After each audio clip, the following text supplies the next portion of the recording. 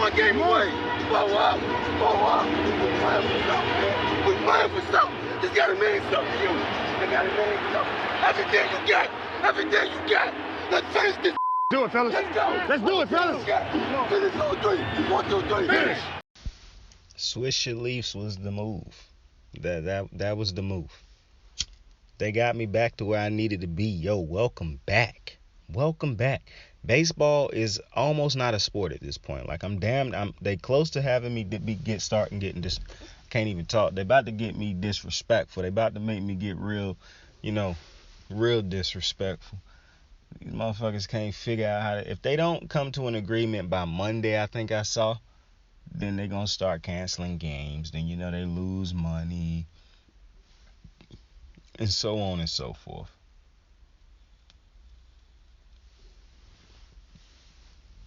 Baseball. You already playing from behind. Like, this is not America's pastime anymore.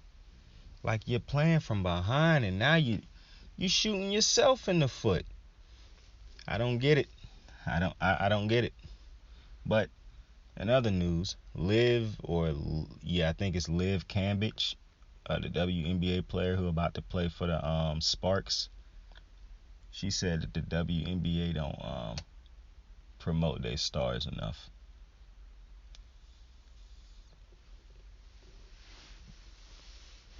Agreed.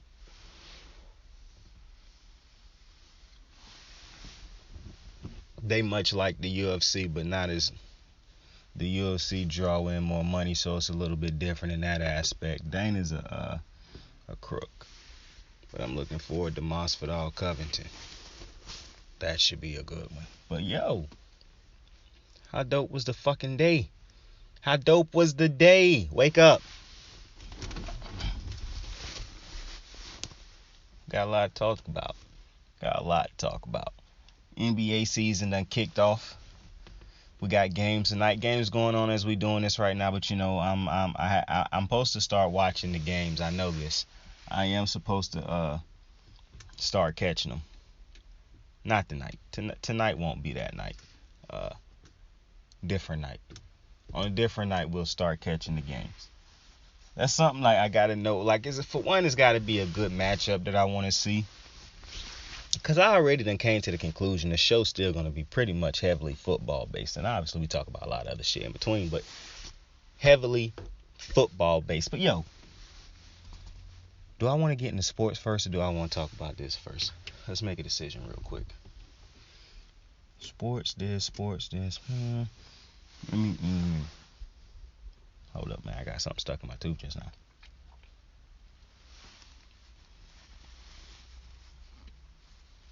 I don't know what I want to talk about first.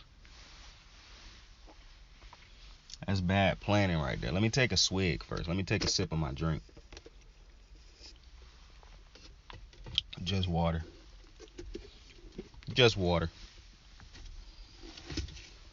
What's happening right now is basically like the startup of the show. Before the show go live, me deciding everything's going to happen. Like the start off the show and whatnot. Y'all getting to go and start that right now on how I prepare for the show and whatnot. But I guess I started like this. The Ravens re-signed Tony Jefferson. He got a contract extension. I'm happy for him. We signed Tony Jefferson a while ago. He ended up getting hurt. They released him. He got healthy. Nobody signed him last year. The Ravens signed him because of all the injuries that they ended up suffering. And good to see him back and get to stay in Baltimore. Dope to see that. He will be a great backup or a rotational guy because he's great in the box. I think Tony Jefferson a great box safety.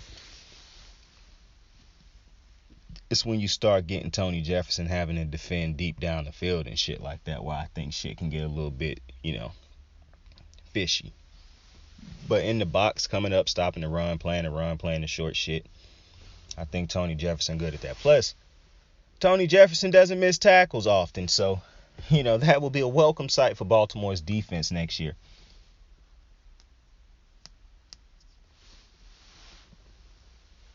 Speaking of Baltimore,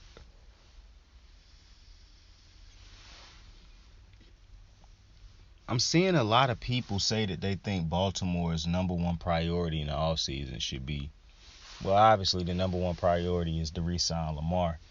But I'm seeing a lot of people say that the top thing that Baltimore should also do is to sign Tyrann Mathieu, the Honey Badger. And I just couldn't disagree with that more. Like, I don't think that's the move at all for Baltimore. Like, when healthy, I don't think Tyrann.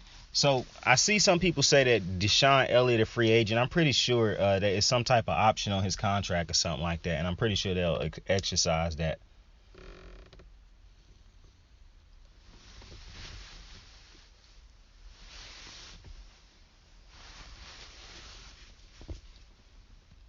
And I done seen the arguments where people saying like Deshaun Elliott always hurt, and that's true. Haven't been able to play a full season since being in the league. I get all that. But the thing with Tyrann Mathieu is, for one, I don't even think Tyrann plays strong safety. I think he has, but I don't think he played. I think he played free safety now. But on top of that, you got Chuck Clark. Let's say you don't have Deshaun Elliott. Let's say he's not here next year. He walk. I think you could replace that with somebody in the draft. Or you could put in Tony Jefferson or Jimmy Smith can rotate it. That, like, I don't think you need to spend that type of money on Tyrann, because Mathieu gonna. I'm tired of trying to say his first name. Mathieu gonna demand a big contract. Like, it's not gonna be like the highest safety in the game, I don't think. But he 29, gonna be 30 going into next season or at some point in time next season. I don't think he gonna be like.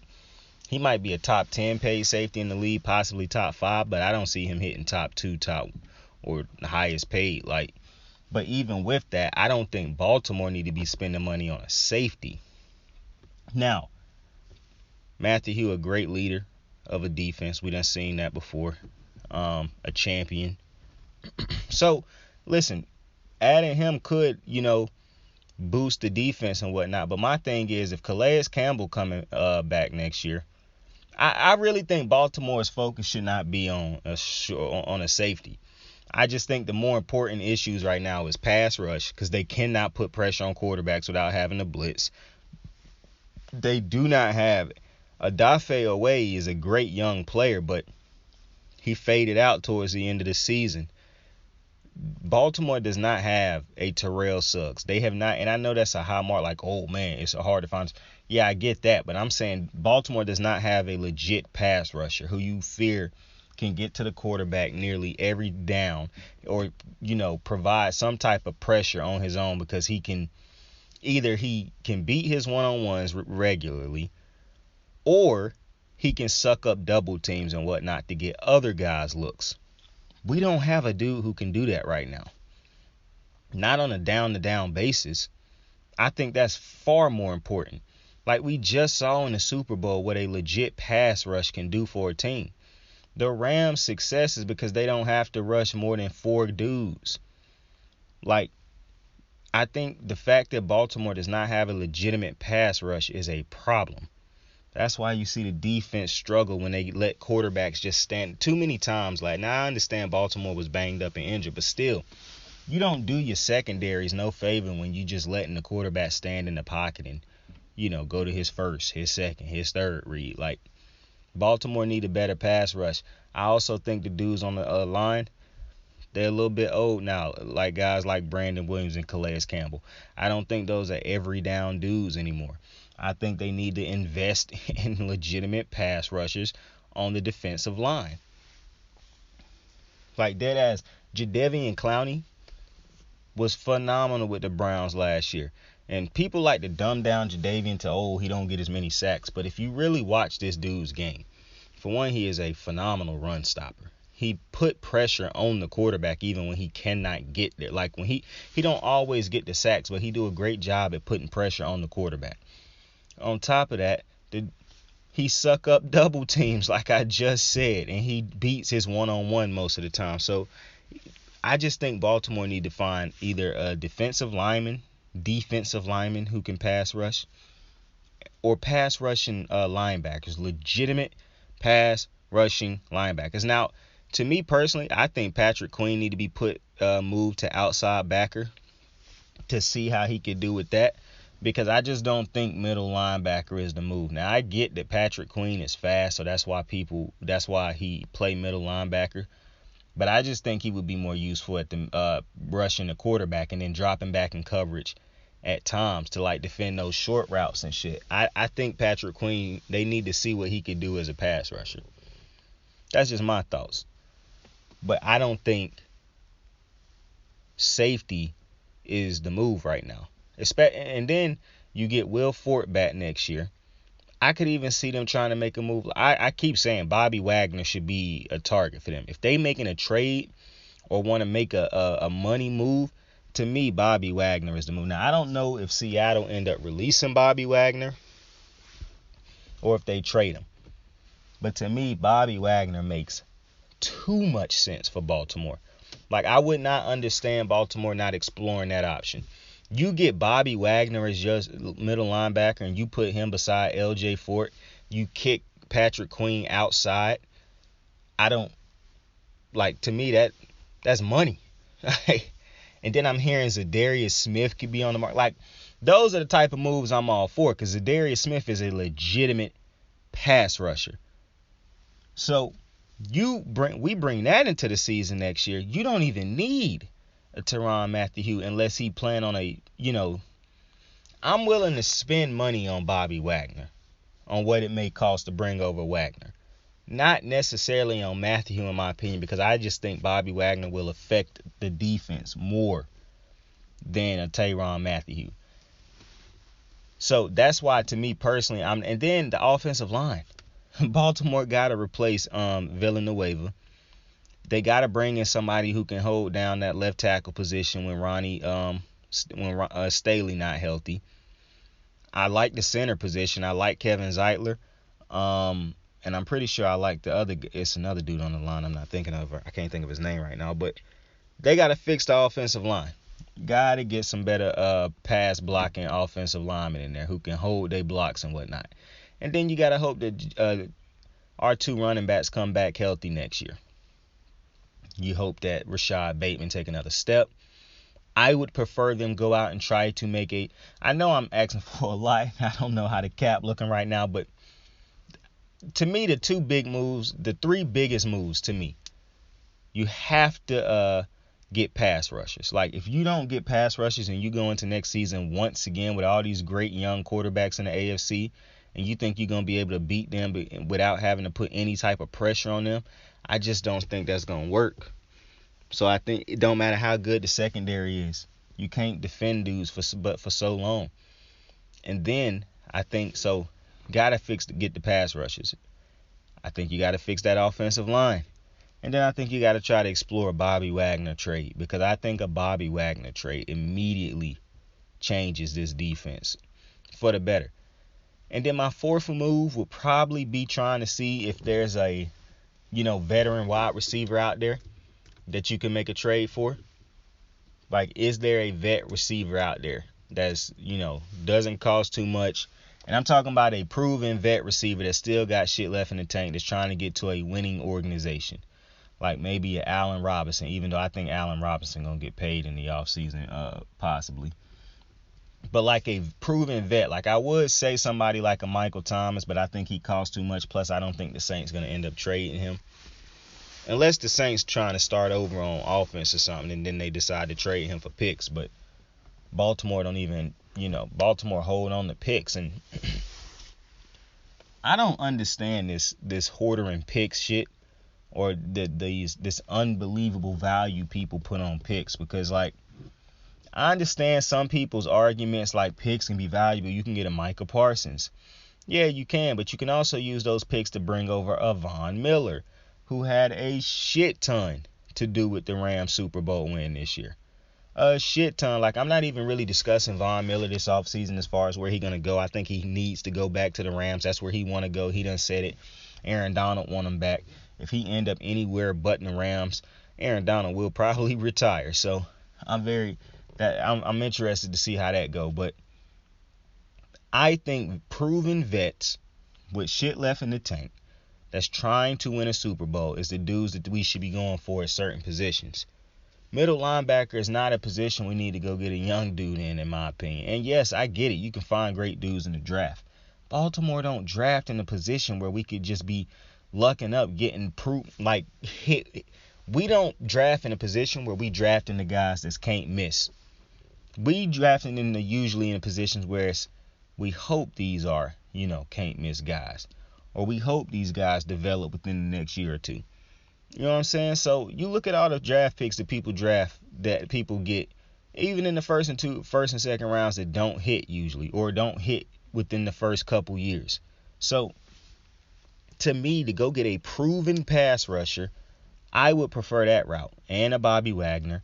And I don't want to see them keep going out and getting these young receivers. Like, I'm tired of seeing the young receivers. Yes, Mark Andrews hit. But Marquise Brown, it has not hit. Rashad Bateman has not hit yet.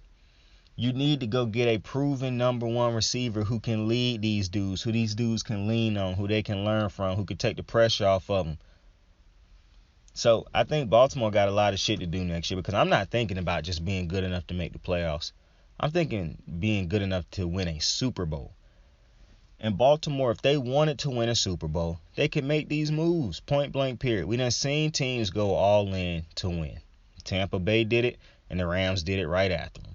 Like, teams, when the Rams got to the Super Bowl the first time, they had went out and traded for a lot of different players and had a lot of good players on that team. So we done seen multiple teams. The Patriots done had multiple dudes on their team that was like a lot of high-level players on their teams when they done had Super Bowl runs. Like, so to me, it's done been proven too many, and I keep hearing people say, oh, you can't win with a super team, you can't win with a super team. Well, the Rams just proved you could. And I don't even understand this concept of super team in football. Like, I didn't even look at the Rams as a super team. I just looked at them as a good team. Like, to me, most great teams in the NFL have a lot of great players on the team. You might not know them because they might not be household names, but it's a lot of great players on a lot of great teams in the NFL. So, to me, because you done seen great teams with a lot of great players not win. Like, so to me, it's not a thing of super teams. That's stupid. It's like, it's very rare that you see an NFL team with like one or two great players win Super Bowls. No, it's usually a lot of great players littered throughout the team.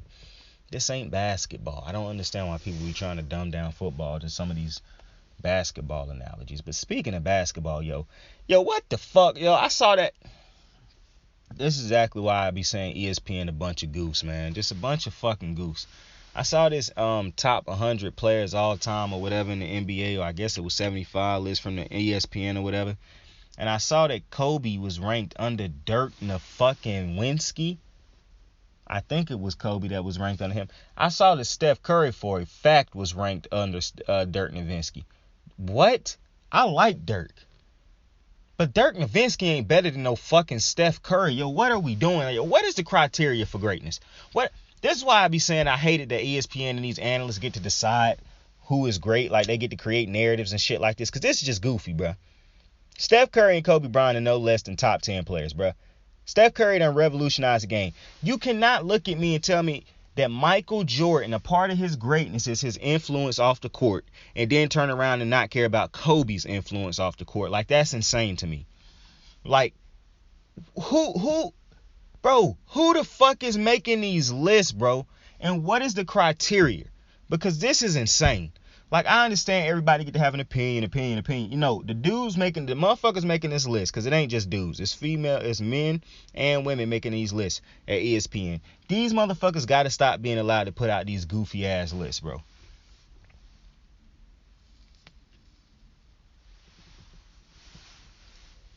How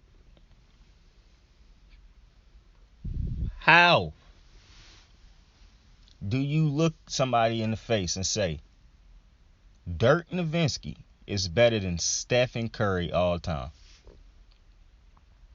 How?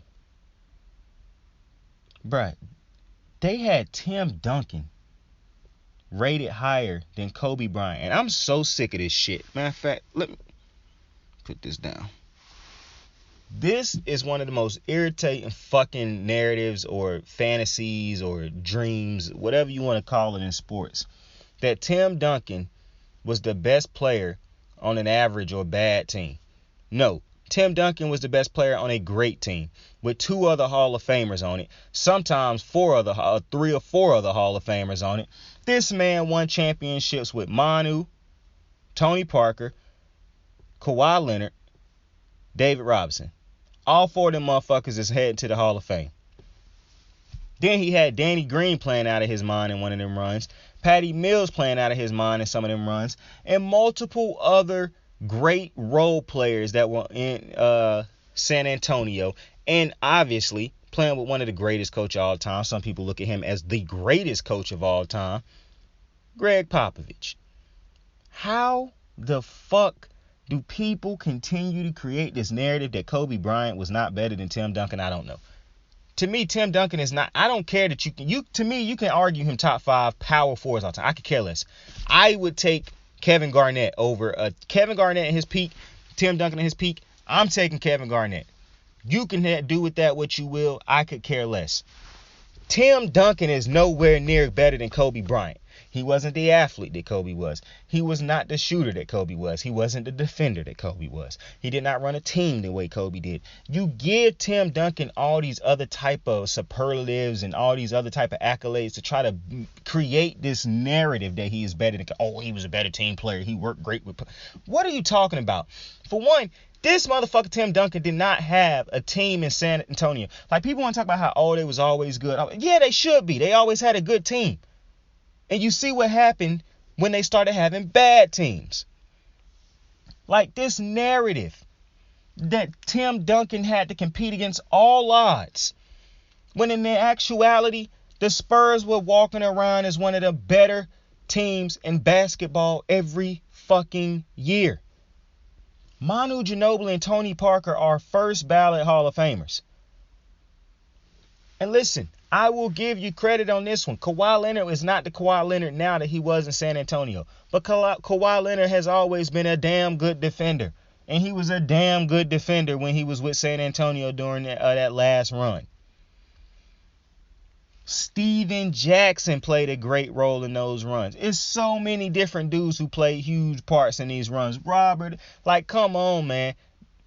Tim Duncan was not the best player on some team full of average Joes.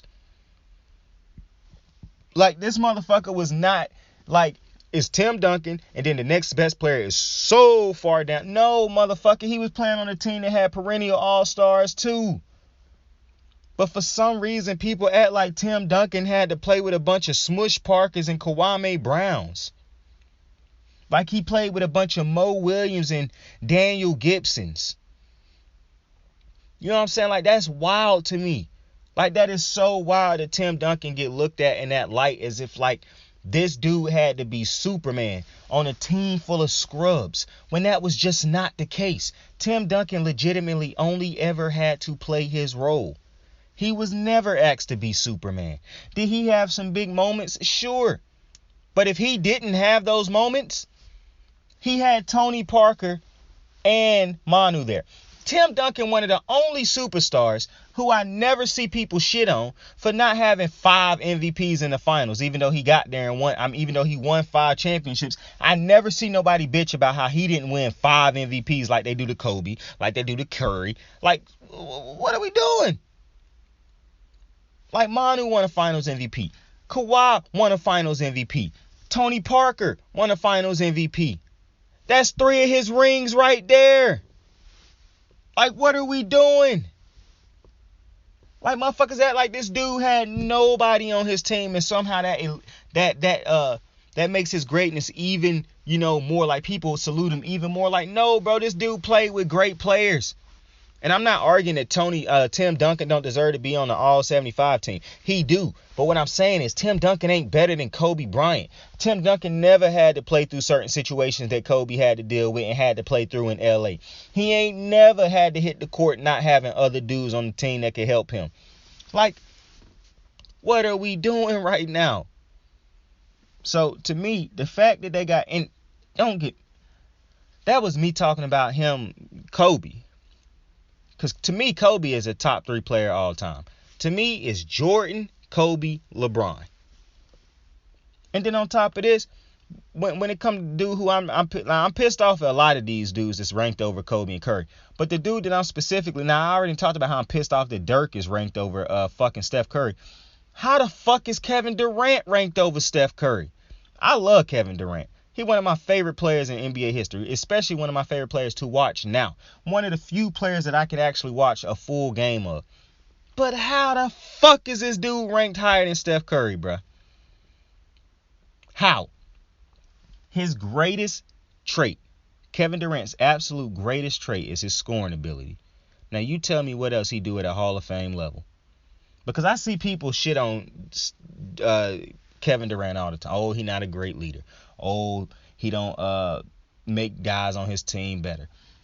Like, but then you turn around and say Steph Curry's a great leader. Oh, Steph Curry sacrificed when Kevin Durant came over.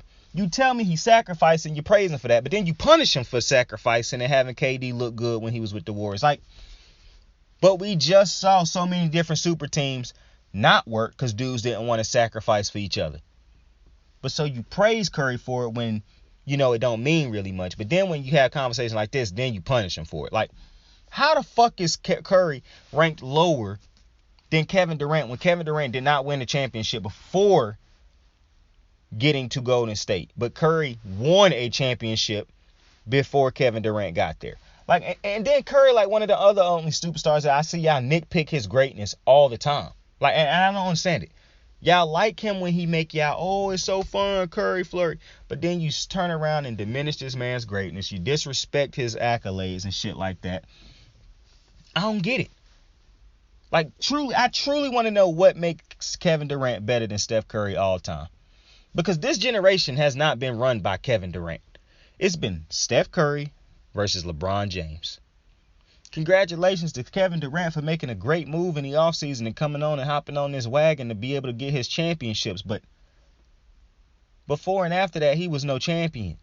Well, actually, obviously, after you win a championship, you always a champion. But he was no champion before Steph Curry.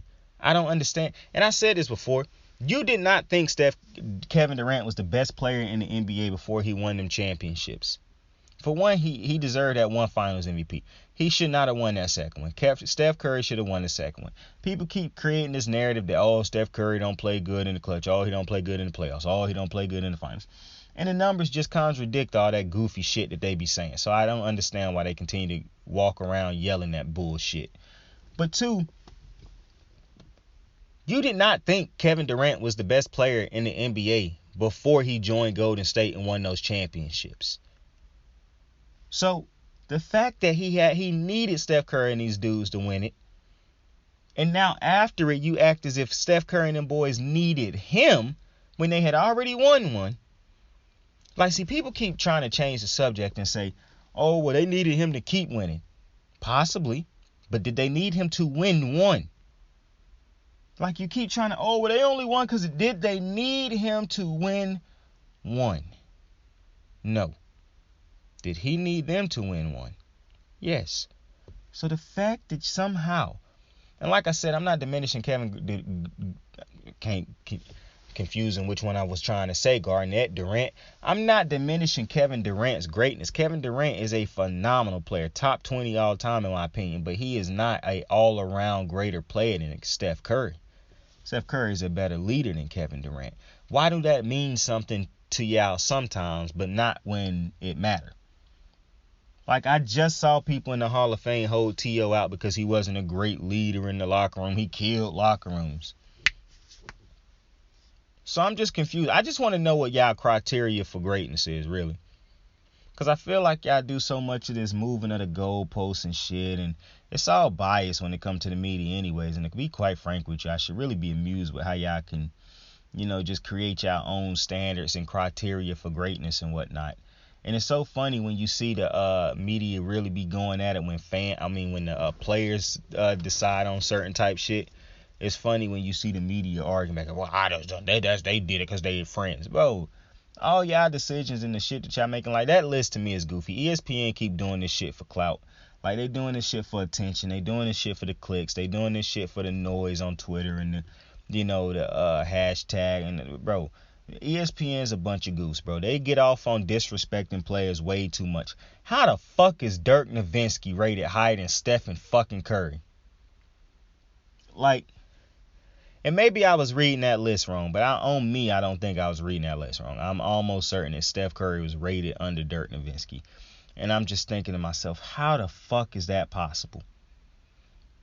And then, like I said, dead ass, I was thinking to myself, how the fuck is Kevin Durant rated higher than fucking Steph Curry? And how is Kobe Bryant not in the top? Like, bruh, I just don't know how many legends and how many players can say a dude is this and that for motherfuckers to just keep turning around and ignoring it, and just because they want to create their own. That's what I'm saying. Analytics really gave these motherfuckers in the media the power and the cojones to think that they can just create all the narratives. They don't play the game, ain't never played the game, they only watch it, and they feel like they just as important as the players. And I just don't feel like that's the case.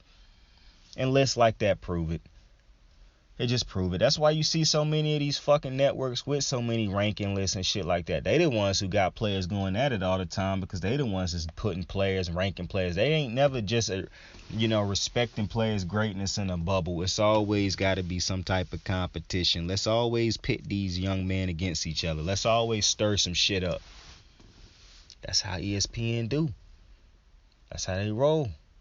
That's how they been rolling. I'm almost certain that's how they gonna keep rolling. Ain't shit gonna change. But I just think that was a crazy list. Absolutely bonkers to me. Like, bruh, it's just no way. I really want somebody to sit down and explain to me why Kevin Durant is a greater player all time than Steph Curry. And then when I say scoring, when I tell you, okay, scoring, boom, now tell me what else.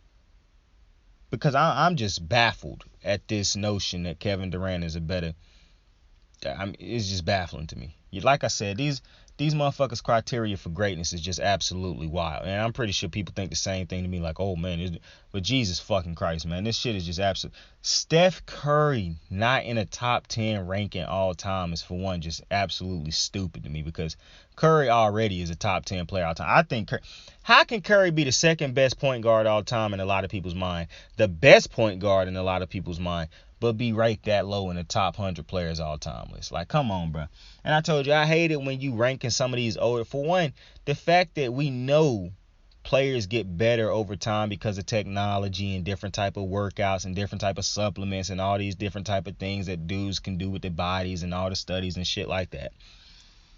So how can so many older players be ranked so much higher than some of these stud players from recent days and shit like this? Like, listen, I understand Dr. J, Shaq, and all these dudes being ranked high and shit like that, but not old Steph Curry. Not old Steph Curry. Is a dude 6'3" point guard dominated in a big man's game? Like, no. Man done revolutionized the game. No fucking shot, bro. No shot. And I really hope that I saw that list wrong and that Dirk Nowitzki really wasn't rated over Steph Curry. Because if it is, bro, ESPN I already don't respect most of the shit that come out on ESPN. I really think it's a bunch of goose on that channel. But, just fucking Christ, man. Like, you just see shit sometimes that just make you just piss you off, bro. And I'm just like, yo, this disrespect with Curry got to stop, bro. Because, like, dead ass, to me, Giannis is just... Boy, Giannis might not even be a championship away from being, to me, a greater player all time than Kevin Durant. Because Giannis led his team to a championship. He was the best player on the team. And people keep telling me, oh, Kevin Durant was the best player on the Warriors. Kevin Durant was the best player on the Warriors. That wasn't Kevin Durant's team.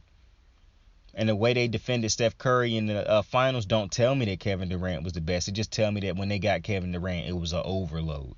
Because they knew, fuck, we can't double and triple team Curry no more, because now he got a legitimate number 2. Giannis is, to me, by far the best player on the team. Like, it's not even close. You can argue that Kevin Durant better player than Steph Curry. You can't argue that Kevin Durant is way better than Steph Curry. You can argue Giannis is by far the best player on the Bucks, and he led that team to a championship. Like, people could say whatever they want to. To me, in my mind, when you lead a team to a championship, and I take in certain circumstances and situations and shit like that. You got to. You can't just, everything not black and gray. I get that. But when you look at what Giannis did, that's big time. Motherfuckers, for one, thought he was going to leave. I definitely thought he was going to end up being a Warrior one day. And he still could leave eventually. I mean, he already fulfilled his duties to Milwaukee by winning them a championship. Now, if the man want to leave and go to a bigger market, that's his obligation. That is his right if he do it through free agency. Now, if he do it through requesting a trade, I could care less too because, like I said, teams break deals all the time. So I could care less at a player doing it. But I understand people being mad about it now after this James Harden, Ben Simmons shit. Like, I'm not with players quitting, and I don't think Giannis would quit on a team anyways. I think he would get done with his season and try to be traded in the offseason and do everything he possibly can to make that trade go through before the season start, because I'm pretty sure he don't want to have to deal with starting in the city and then getting traded halfway through a season. Plus, I feel like Giannis got that type of power. But then, like I said, Giannis could stay in Milwaukee the rest of his career. I'm just saying, I know how some dudes, after they done so much for one franchise, especially when you win a championship for a team, you could eventually, you could want to go to the sunny state where it's sunny and shit all the time, I'm not saying he'll be a Laker one day. I would prefer that he be a Laker one day since I am, Laker. But if Curry's still playing, I would love to see Giannis and Steph Curry on the same team. I'm a sucker for greatness. Would I want him to be on the Lakers? Absolutely. But would I want to miss out on watching him and Steph Curry play on the same team? Fuck no. Give me that all day. All day. I told you, bro, I love seeing that type shit. Love it. Love it. I know some people hate it. Some people be bitching about it. Oh, man, this dude, the easy way out. Yeah. It's easy to say it when you ain't the one who got to go out there and ball. I've seen too many great teams come up short. I hate it when I hear people say that, oh, he took the easy way out. Oh, she took the easy way out. That's real easy for you losers to say. And to me, that is what losers say. Oh, they took the easy way out. No, bitch. I chose to take my way. I chose to do it my way. And they still got to go out there and work. It ain't like they just sign up with a team. Like, motherfuckers had like KD signed with the Warriors and then they just automatically was given a title. No, them motherfuckers had to go out there and play. They had to still go out there and live up to the hype. Because Miami won 2 championships. 2. Not 3, not 4, not 5, not 6, not 7, not 8, 2. 2. They won 2 championships. So, them motherfuckers still got to go out there and handle business. They still got to go out there and get it done. The Warriors was together for 3 years. Got 2 championships out of it. Miami was together for what, 4 years? Got 2 championships out of it? Come on, man. And the Warriors would have won another one if they wasn't hurt. They would have went 3 for 3. The Warriors the greatest team I've ever seen in my lifetime. Like, I don't even think it's close. That Warriors team with KD, Curry, Steph, Clay, Iggy, Livingston. That team was fucking dangerous. Dangerous. I want to see Damian Lillard sign with the Warriors.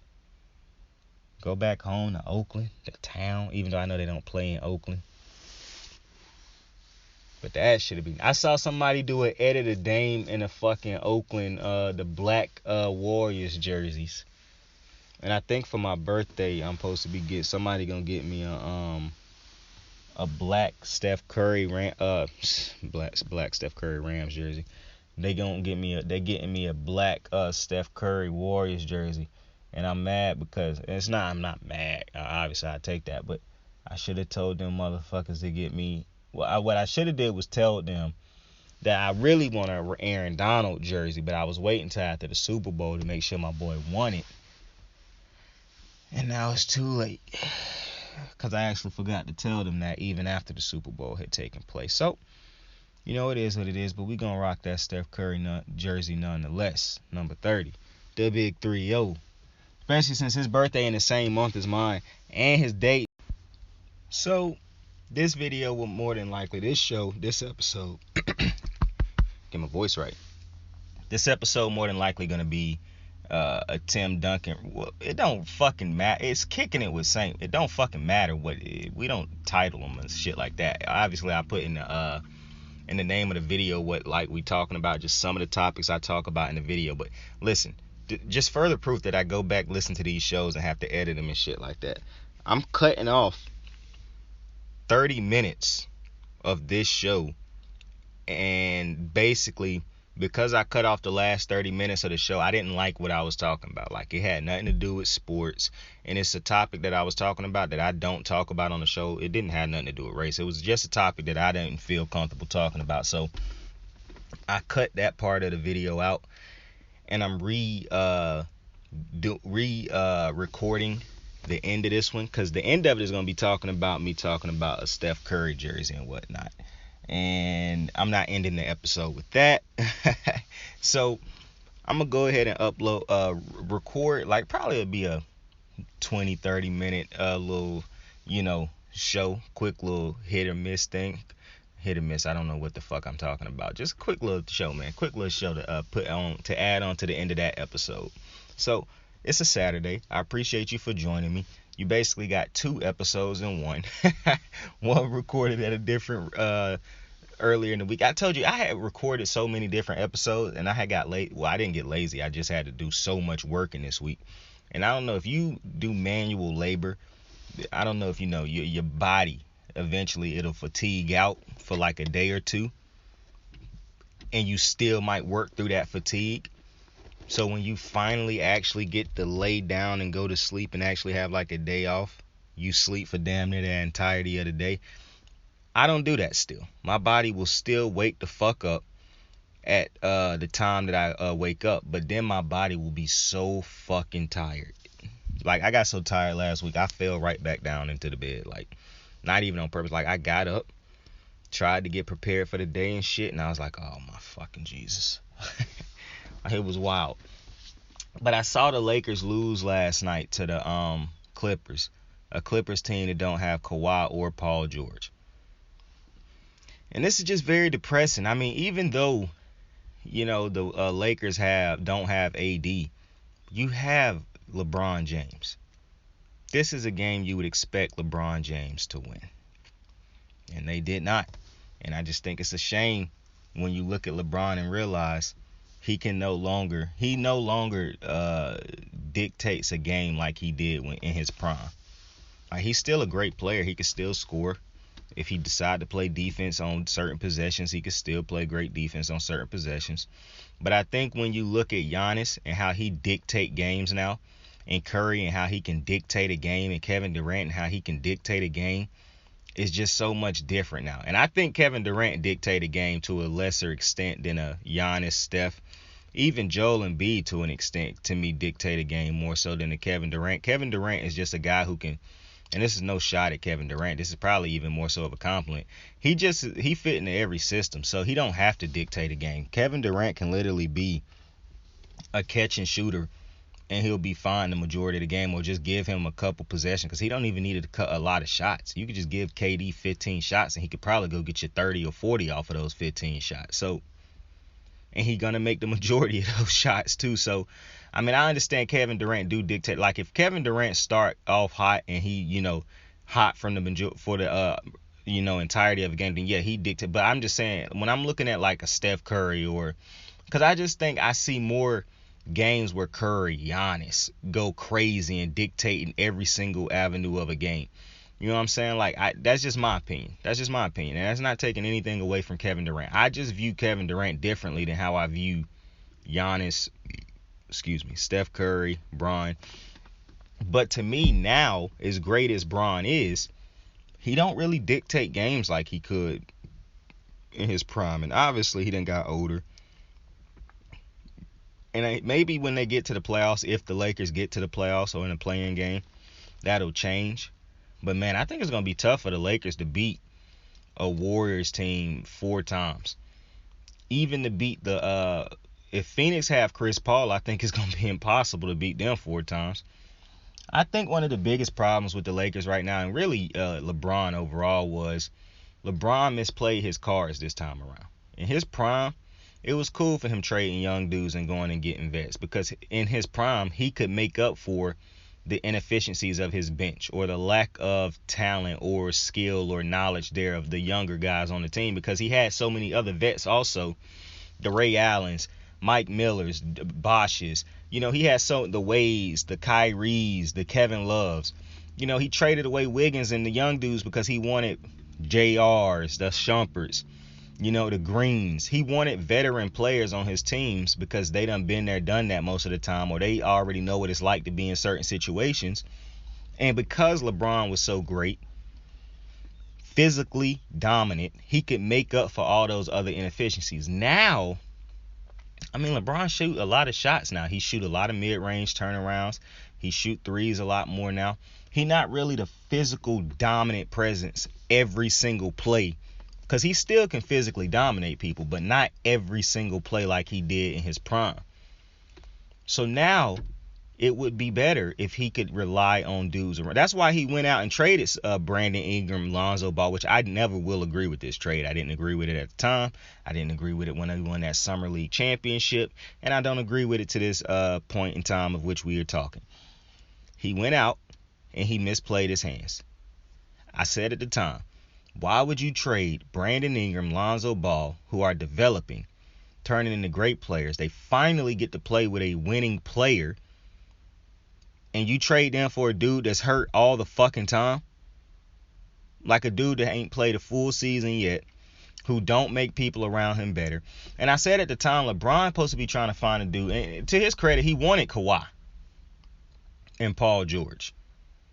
And that's for a reason, because them two dudes are better players than Anthony Davis. Now, Kawhi Leonard is always hurt, so, I mean, but he has done more when he is healthy than Anthony Davis.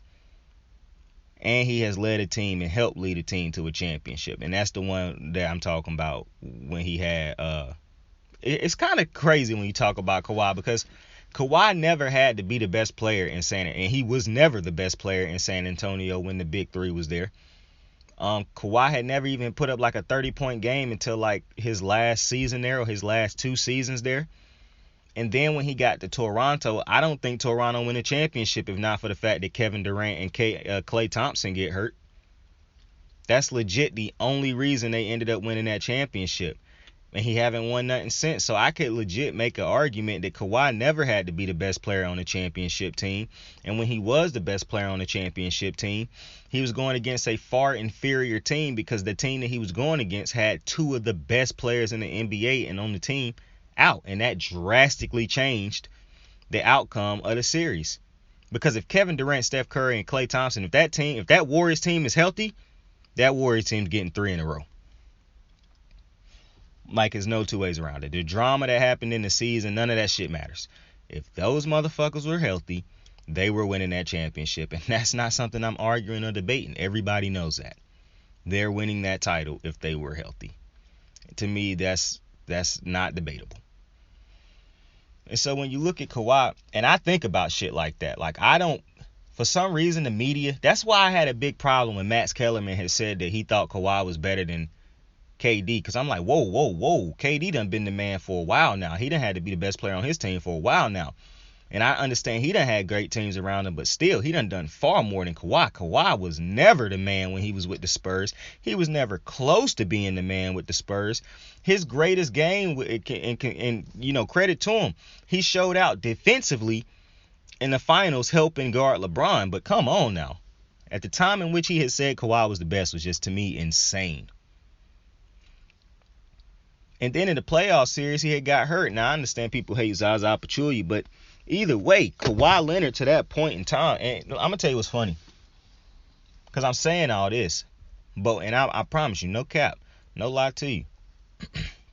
When Kawhi Leonard had got traded to Toronto, because Greg didn't want to trade him to LA, like a spite trade, I said the Toronto Raptors will be in the finals now. Because Toronto was already a great team, great coach, all that. I said the only problem with this team is that they cannot get past LeBron James. That was the only problem.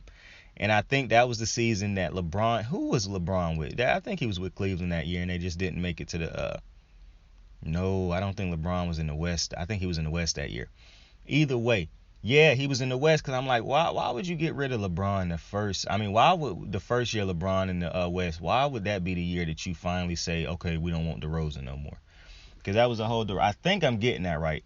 I can't remember exactly where LeBron was, but I just know that I had picked the East was way different, and I believe it was because LeBron was no longer in it. And I was like, oh yeah, the fucking Toronto going to the finals this year, and Jimmy Butler was with the Sixers.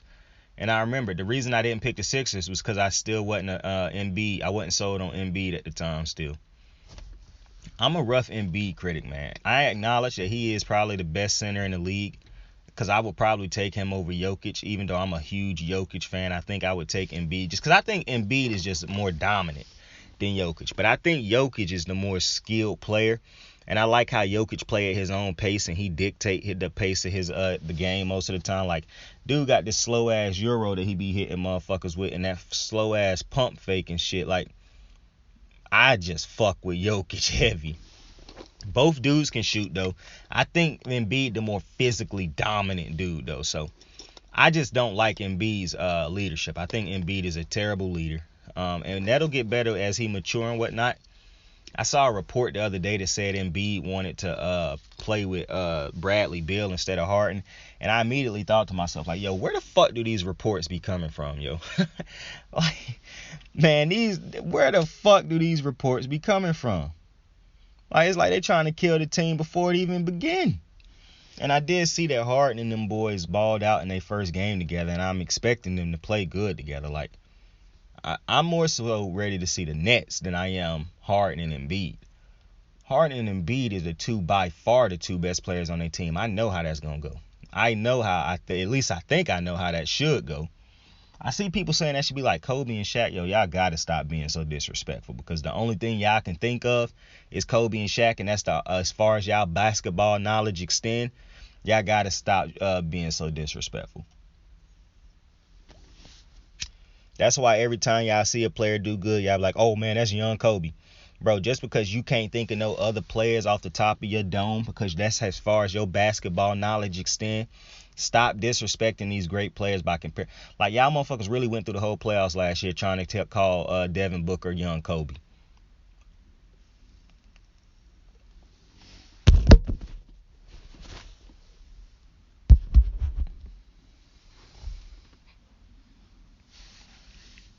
Did that man a great disservice.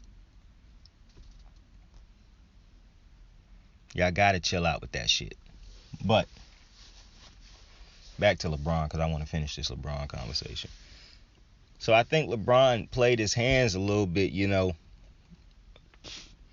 little bit wrong, because AD's always hurt. And now you looking at a dude like Lonzo Ball, who hurt right now, but he was balling out with the to me, Lonzo balled out when he was with the Pelicans when he actually was allowed to play, but now he really balling out with Chicago. Then you look at Brandon Ingram, who been balling out since he got into the league, in my opinion, but now he finally coming into his own over there. And I mean, the dude's basically a young KD. If he can fix that jump shot a little bit more, get a little bit stronger, get a little bit better in the 3-point range, Brandon Ingram's going to be unstoppable. I really hope Brandon Ingram get back to LA one day. But because I never wanted him. I'm never gonna forget him for trading Bi and Zoe.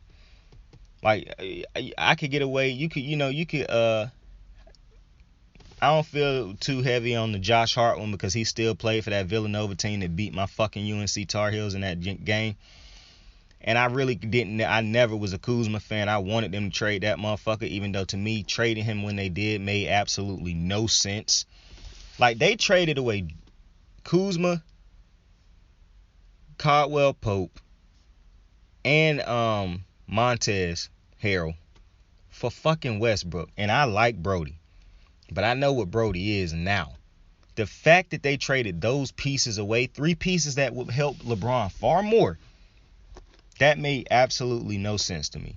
Now, if you trade those 3 pieces away for Buddy Hield, that's an entirely different conversation, because Buddy Hield is the ultimate teammate for LeBron James.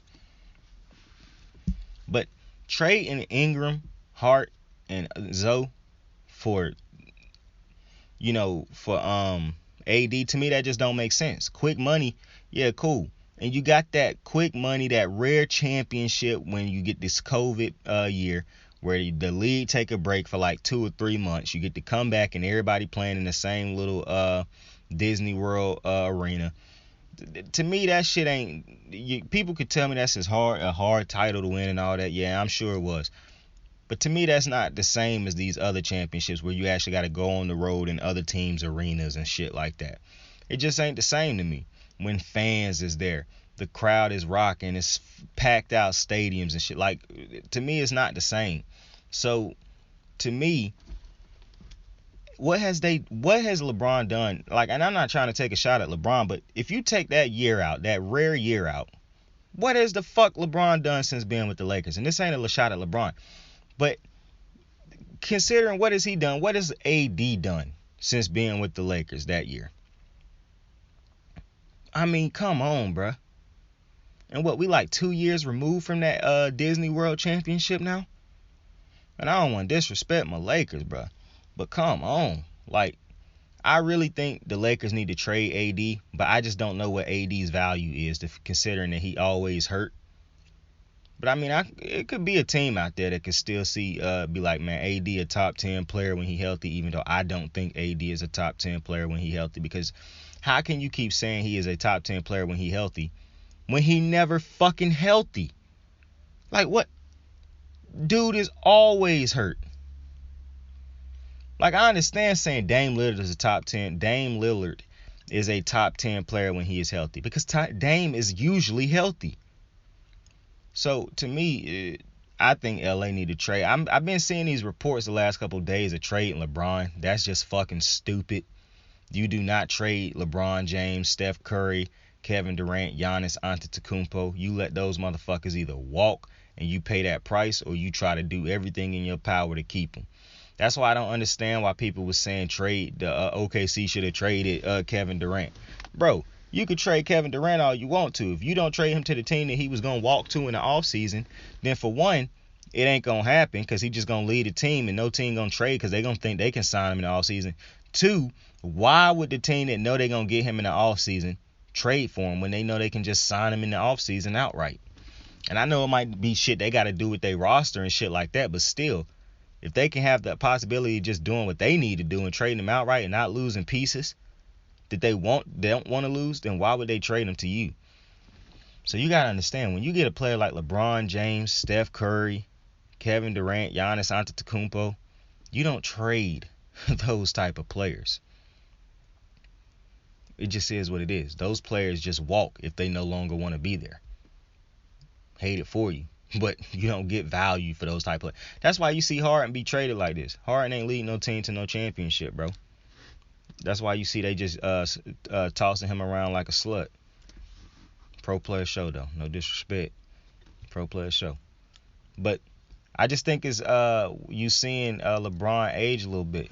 He no longer can physically dominate and dictate a game. At least not on a nightly basis. Let me say that. At least not on a nightly basis. Like, to me, Steph Curry, Kevin Durant, Giannis Antetokounmpo. And Giannis, to me, is to me right now. And Joel Embiid, like I said, to an extent. But Giannis, because Giannis don't need nobody getting him the ball. Joel Embiid, to an extent, still need people to feed him the ball. Giannis Antetokounmpo can just go get you 50 on fucking 90% shooting.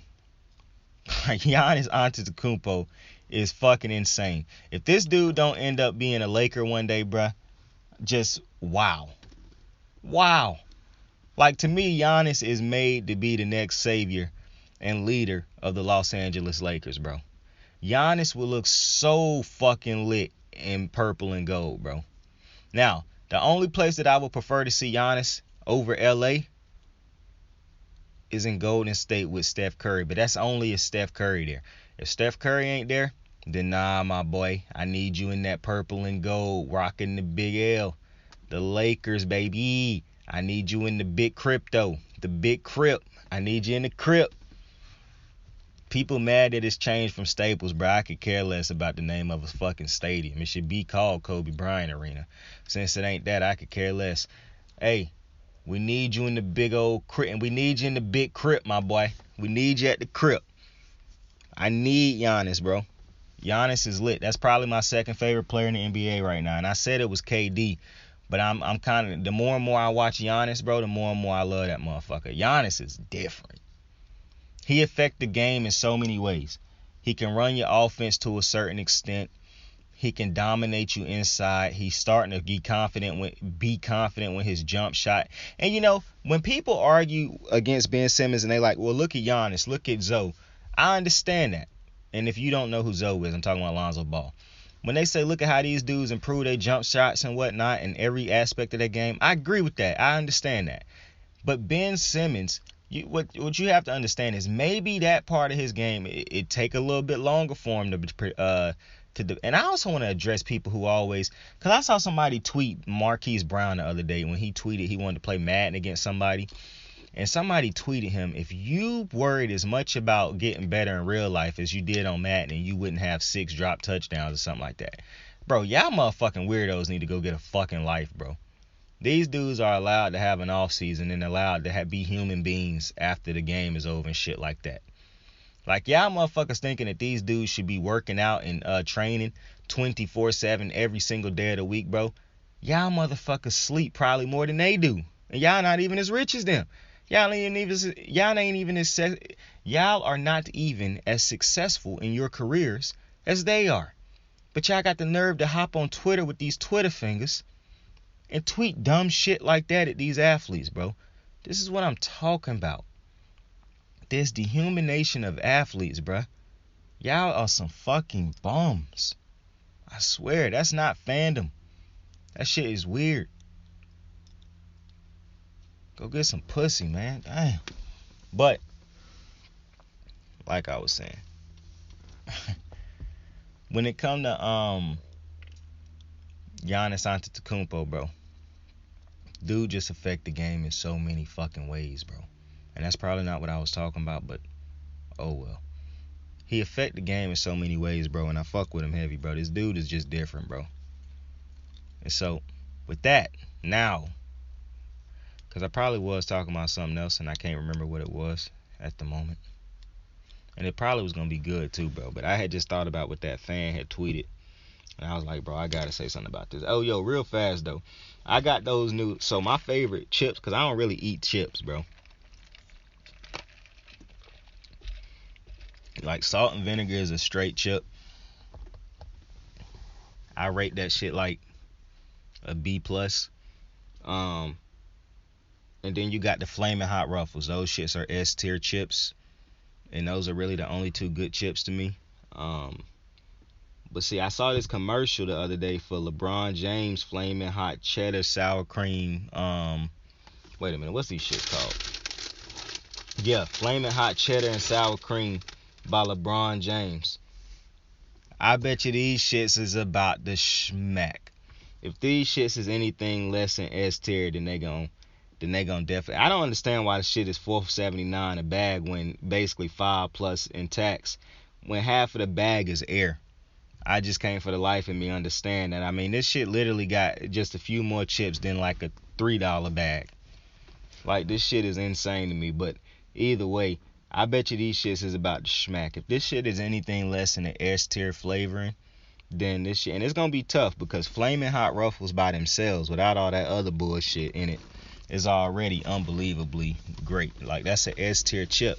That Flamin' Hot with Jason Tatum, the Flamin' Hot barbecue, those shits were disgusting. Disgusting. F tier snack right there. I do not recommend those. But the Flamin' Hot Ruffles by themselves, if you can find them shits, because some stores just don't even be having them. Like, you could literally go down a line of 6 stores and all 6 of them bitches could not have them. But if you do see the regular Flamin' Hot Ruffles, those shits are a game changer. Those are S tier chips. But these Flamin' Hot Cheddar and Sour Cream by LeBron James,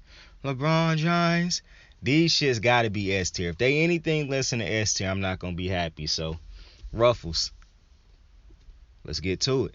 But with that being said, I appreciate y'all for joining me on 2 episodes of Kicking It with Saint. Had to go in on Tim Duncan in that earlier one, man. And listen, bro, Tim Duncan's a great player. It really wasn't a conversation of him deserving to be a 75th player. Just he shouldn't have been rated higher than Kobe Bryant.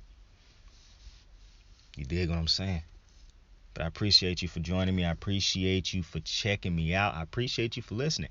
Hey, do something for me. Tell somebody you fuck with them. Tell somebody you love them. And I mean that. That's just not just some motto or something like that. I actually mean that.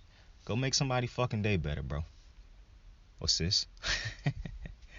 I dig that. Listen, have a dope fucking day. I fuck with you. I love you. Have a dope day. Have the dopest of fucking days. Saint out. Hey, right out. Got my niggas in the bag blowing white out. We gon' pump this shit real deep into the night out. Keep it 199, just ain't my style. Sing the time, staring out the window of the night route. They never ever understood for the most part.